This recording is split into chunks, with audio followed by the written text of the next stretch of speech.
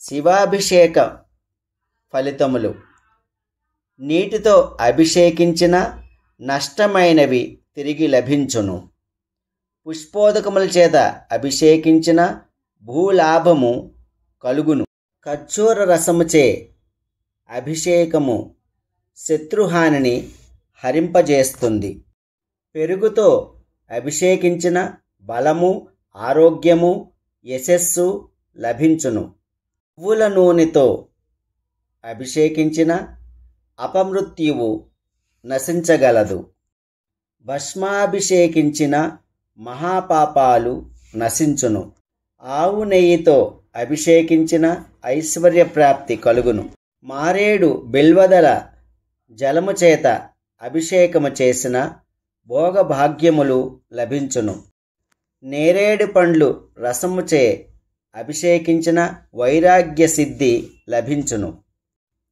కొబ్బరి నీటితో అభిషేకము సకల సంపదలు కలిగించును.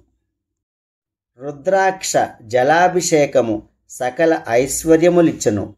ద్రాక్షరసముచే అభిషేకమునర్చిన ప్రతి దానిలో విజయము లభించగలదు. తేనెతో అభిషేకించిన తేజవృద్ధి కలుగును. గరిక నీటితో శివాభిషేకము చేసిన నష్టమైన ద్రవ్యములు తిరిగి పొందగలరు. గంధోదకము చేత అభిషేకించిన సత్పుత్ర ప్రాప్తి కలుగును. చెరకు రసముతో అభిషేకించిన ధనవృద్ధి కలుగును. బంగారపు నీటితో అభిషేకము వలన ఘోర దారిద్ర్యము నశించును. కస్తూరి కలిపిన నీటిచే అభిషేకించిన చక్రవర్తిత్వము లభించును. మామిడి పండ్ల రసము చేత అభిషేకము చేసిన దీర్ఘవ్యాధులు నశించును. ఆవు పాలతో అభిషేకము సర్వ సౌఖ్యములను ప్రసాదించును.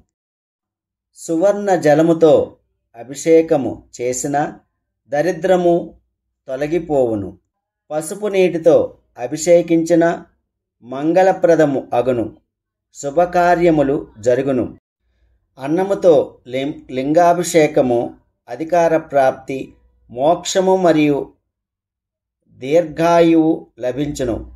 శివపూజలో అన్నం లింగార్చనకు ప్రత్యేక ప్రాధాన్యత కలదు. పెరుగు కలిపిన అన్నముతో శివలింగానికి మెత్తగా అద్ది పూజ చేయుదురు. ఆ అద్దిన అన్నాన్ని అర్చన అనంతరము ప్రసాదముగా పంచిపెట్టెదరు. చూడటానికి ఎంతో చాలా బాగుంటుంది అన్నలింగార్చన. మెత్తని చక్కెరతో అభిషేకించిన దుఃఖనాశనము కలుగును. ధన్యవాదాలు.